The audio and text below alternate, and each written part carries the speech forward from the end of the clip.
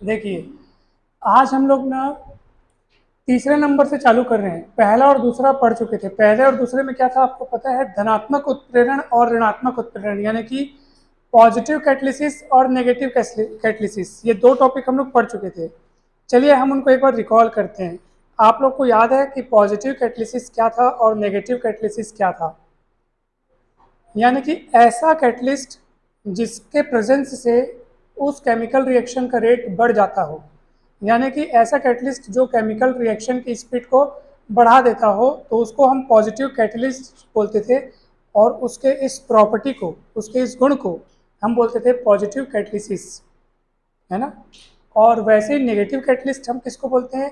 जिसके प्रेजेंस से chemical reaction का जो रेट है, जो इसकी स्पीड है, वो क्या हो जाती हो? कम हो जाती हो, घट जाती हो, तो उसको हम क्या बोलेंगे? नेगेटिव कैटलिसिस, उसके गुण को। और वो जो कैटलिस्ट है जो ये काम कर रहा है, जिसके पास ये प्रॉपर्टी है कि वो किसी केमिकल रिएक्शन की स्पीड को कम कर दे रहा है, तो उस कैटलिस्ट को हम कहेंगे नेगेटिव कैटलिस्ट। तो ये दो चीज़ें हम पढ़ चुके थे, ठीक है। एप्लीकेशन ऑफ एड्जॉर्प्शन के बाद हम कैटलिसिस जब चालू किए थे तो ये दो चीज़ पढ़ चुके थे। आज तीसरी चीज़ हम लोग पढ़ने जा रहे हैं, ठीक है। देखो, मैं एक बार आप लोग को बता देता हूँ ताकि आपके मन में कोई डाउट न रहे।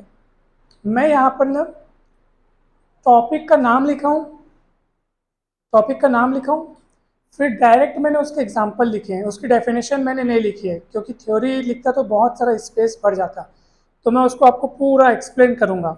इसलिए आप सुनने में ध्यान लगाइएगा। और एग्जाम्पल इसलिए लिखा हूँ ताकि, क्योंकि एग्जाम्पल बिना लिखे नहीं समझाया जा सकते, इसलिए मैंने लिखा हूँ।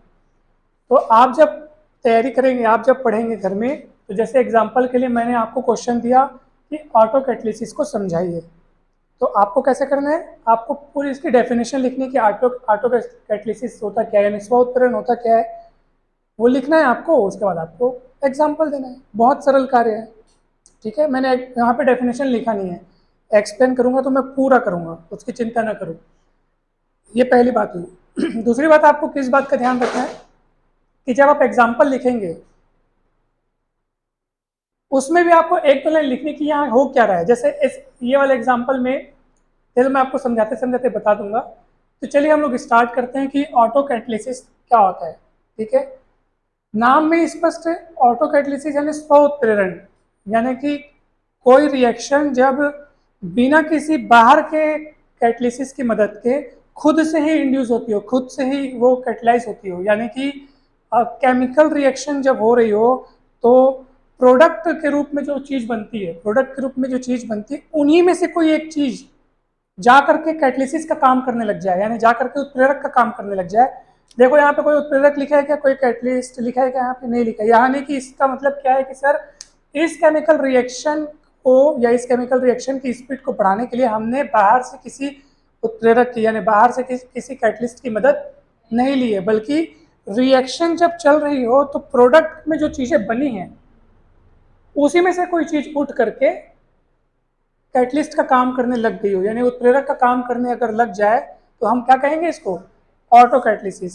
स्व उत्प्रेरण यानी ऐसी केमिकल रिएक्शन जो खुद से ही प्रेरित हो, खुद से ही कैटलाइज हो, खुद से ही वो इंड्यूस हो, आगे बढ़े और उसकी मदद से।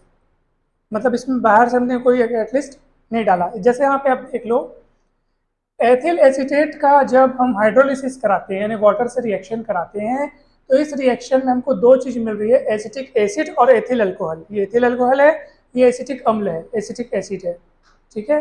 तो जब रिएक्शन में ये दोनों चीज़ें बनती हैं, एसिटिक एसिड और एथिल अल्कोहल, तो ये जो एसिटिक एसिड है यहाँ पर, वो स्व उत्प्रेरक का कार्य करता है, यानी कि ऑटो कैटलिस्ट का काम करता है। यानी कि ये खुद जो कि रिएक्शन में बना है, ये खुद कैटलिस्ट की तरह बिहेव करके इस रिएक्शन को और फास्ट बढ़ाने की कोशिश करता है।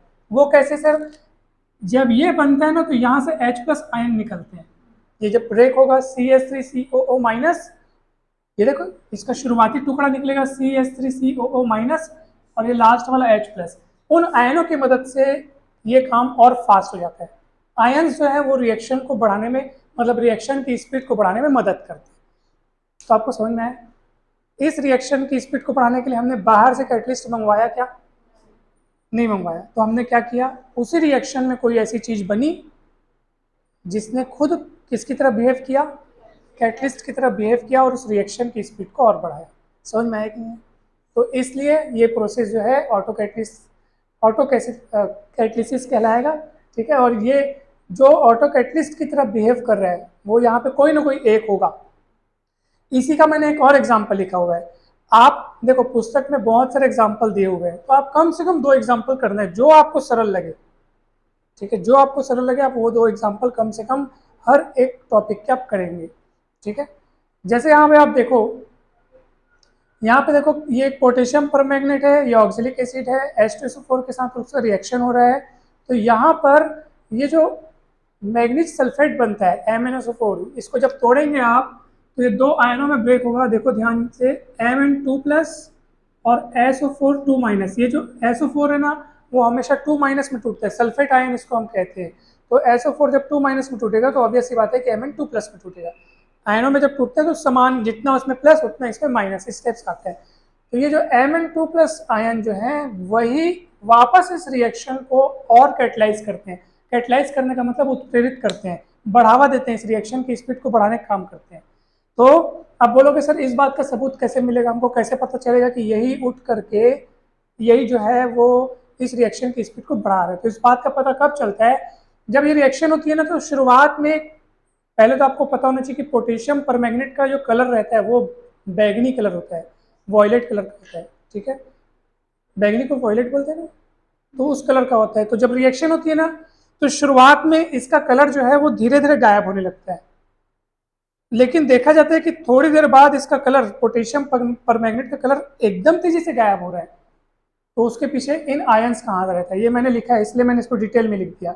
इस रिएक्शन में Mn2+ एक ऑटो कैटलिस्ट का काम करता है, और ये देखा गया कि शुरुआत में KMnO4 का रंग उड़ने का जो प्रोसेस है वो बहुत धीमा रहता है, यानी धीरे धीरे उड़ता है, लेकिन बाद में Mn2+ आयन बनने के बाद ये काम बहुत फास्ट हो जाता है। बहुत सरल है, याद करना कुछ भी, इसमें मतलब आपको अपने मस्तिष्क को ज़्यादा जोर नहीं देना, बहुत सरल चीज़ है। तो यहाँ पे आप देख पा रहे हैं कि ये जो है किसका काम कर रहा है, ऑटो कैटलिस्ट का काम कर रहा है। समझ में आ रहा है?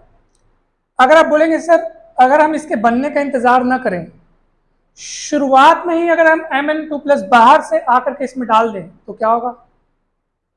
अभी हम लोग क्या है, इसके बनने का वेट करें कि थोड़ा बहुत ये बने, तो यहाँ से Mn2+ निकले और फिर वो जाकर के इस रिएक्शन की स्पीड को बढ़ाएं और KMnO4 का रंग जो है वो जल्दी जल्दी गायब हो, जो पहले स्लो हो रहा था। अगर आप शुरू से ही रिएक्शन की शुरुआत में ही कहीं बाहर से Mn+ आयन डाल, हाँ ऑटो कैटलिस्ट कहलाएगा, वो काम बाद में होगा। लेकिन क्या होगा, जो KMnO4 का कलर जो बाद में, वो पहले से उड़ना चालू हो जाएगा, पहले से उड़ना चालू हो जाएगा, बस उसकी स्पीड बाद में और बढ़ जाएगी, क्योंकि ये तो बनेंगे ही ना, ऑब्वियस सी बात है, ये बनेंगे ही। बस हमने क्या किया, इनके बनने के पहले और बाहर से लाके मिला दिया। अगर आप नहीं मिलाओगे तो भी कोई काम अटकने वाला नहीं है, इन लोग बनेंगे फिर बाद में वो उसकी स्पीड को बढ़ा देंगे। नहीं समझ में आया क्या? पक्का आया ना? सही में आ रहा है? ठीक है, क्या चिंता है फिर। चलिए अगला देखते हैं हम लोग, इंड्यूस्ड कैटलिसिस यानी प्रेरित उत्प्रेरण। देखो ये बहुत, इसको मैं समझाने के लिए आपको जबरदस्त एक एग्जांपल देता हूँ। ठीक है, मान लीजिए कि मुझे एक शादी के लिए मान लो आमंत्रण मिला है, पार्टी के लिए, मेरे को एक पार्टी में जाना है खाना खाने। ठीक है, और मान लीजिए, सुनो ना, खाना खाने मुझे को जाना है और मेरा एक दोस्त है जिसको भी पार्टी में जाने का शौक है, उसको कार्ड नहीं मिला है, मतलब कि उसके पहचान की शादी नहीं है, वो मेरे पहचान की पार्टी है, मेरे को जाना है वहाँ पे। तो क्या होता है कभी कभी कि जैसे मान लो उसको कार्ड नहीं मिला है, इनविटेशन उसको नहीं मिला है, तो जैसे वो मेरे साथ जाएगा, मेरे को सब पहचानते, मेरे को कार्ड, तो क्या उसको भगा देंगे? नहीं, वो तो मेरे साथ चल रहा है ना, सीधी सी बात है ना।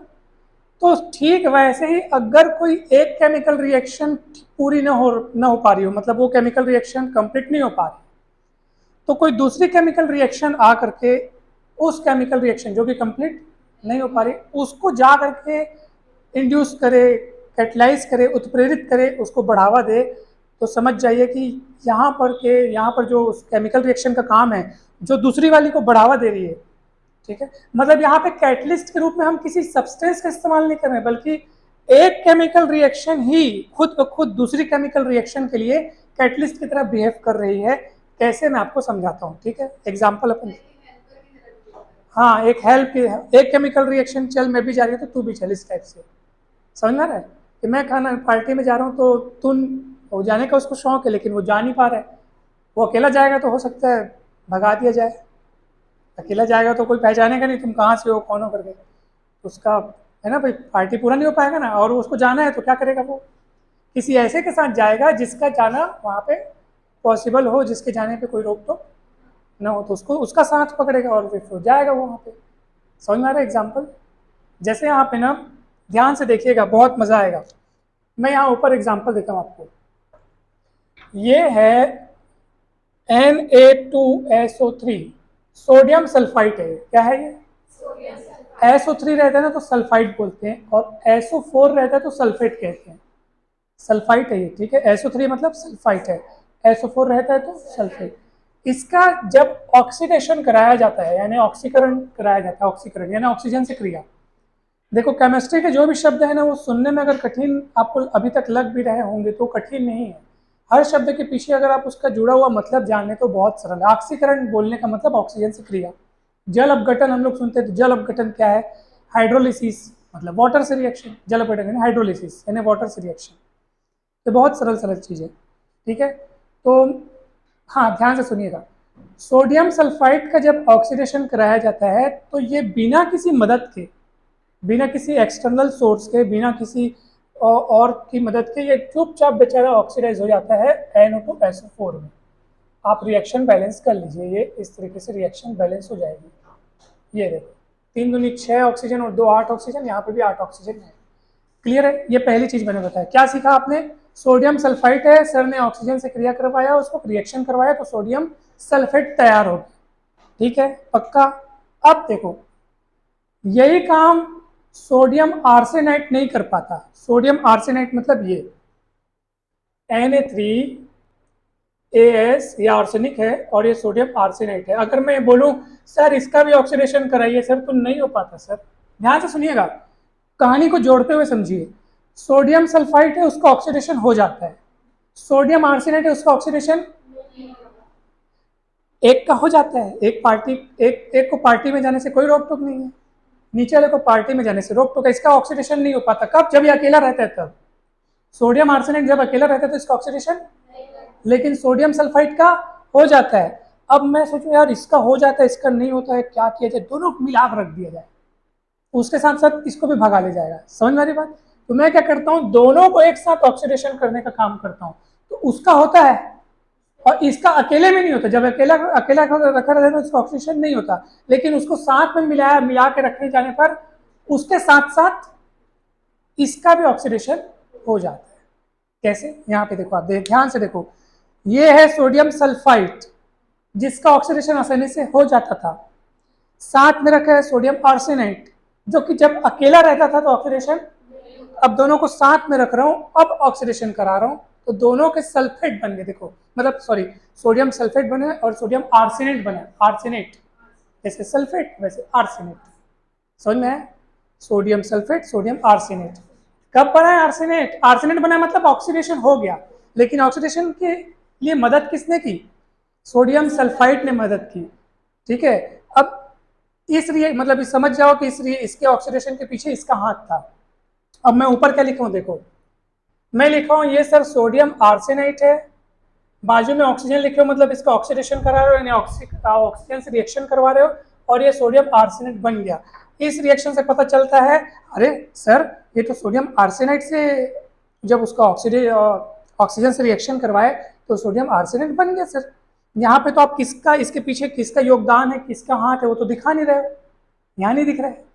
लेकिन बाजू में क्या लिखा हूँ देखो, मैं अलग से रखने पर ये संभव, मतलब आपको दिख रहा है कि हाँ इसका ऑक्सीजन करने पर ये बन रहा है, लेकिन ये अलग थलग अकेला रखा रहेगा तो ये पॉसिबल, ये केवल कब होगा जब सोडियम सल्फाइड का जब प्रेजेंस होगा वहां पे,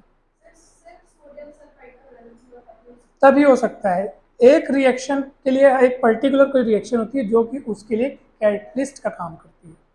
पहले बताओ ये एग्जांपल समझ में आया कि नहीं? यहाँ पे जो लिखा है लेकिन बाजू में लिख दिया हूँ, ये दिख रहा है कैसा होता है, लेकिन ये अलग से अकेले अलग थलग पॉसिबल नहीं है।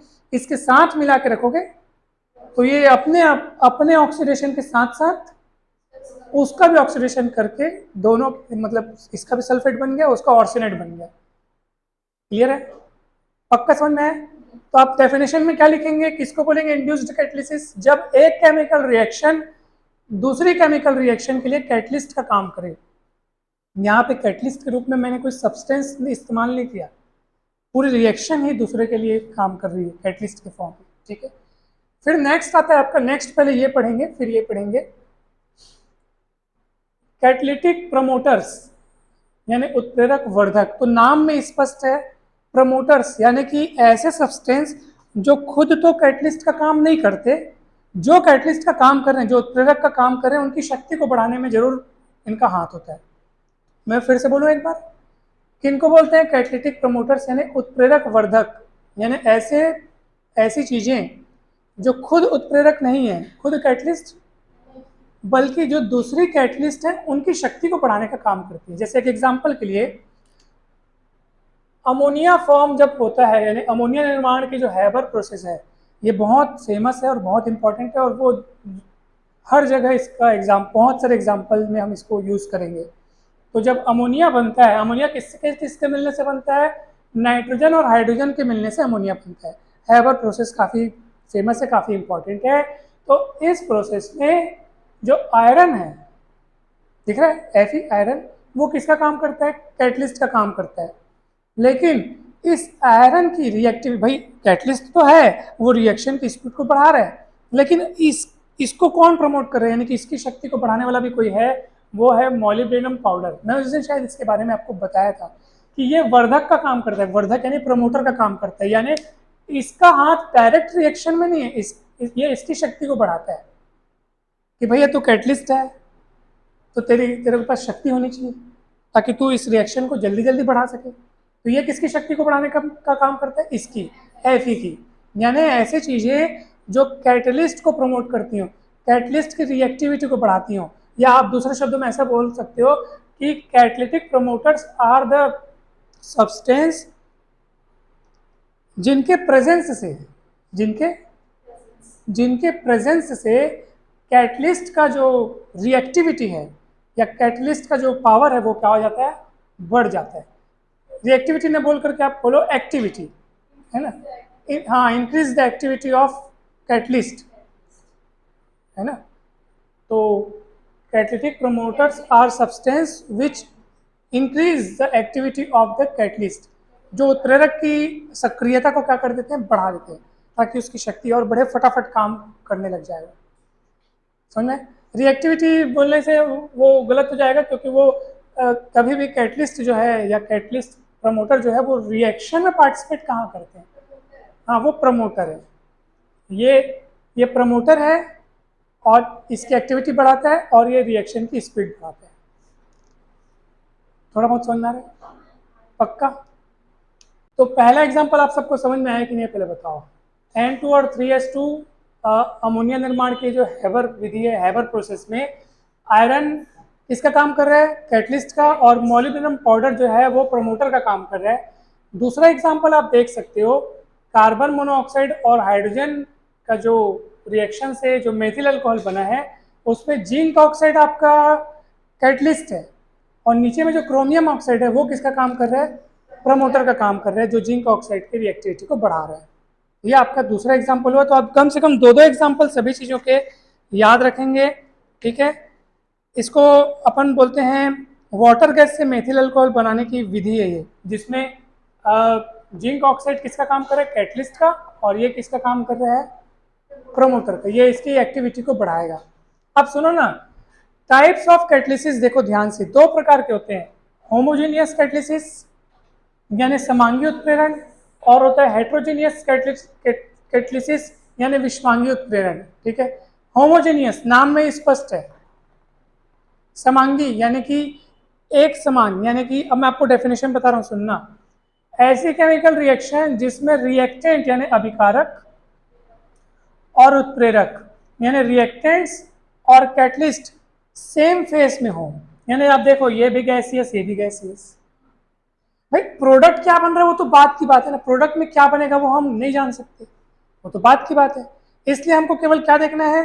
अभिकारकों को देखना है और उत्प्रेरक को देखना है, यानी रिएक्टेंट को देखना है और कैटलिस्ट को देखना है। अगर ये सेम स्टेट में दिखें, या तो गैस गैस गैस, या तो सॉलिड सॉलिड, या तो लिक्विड लिक्विड, तो समझ जाना वो होमोजीनियस है। कौन कौन?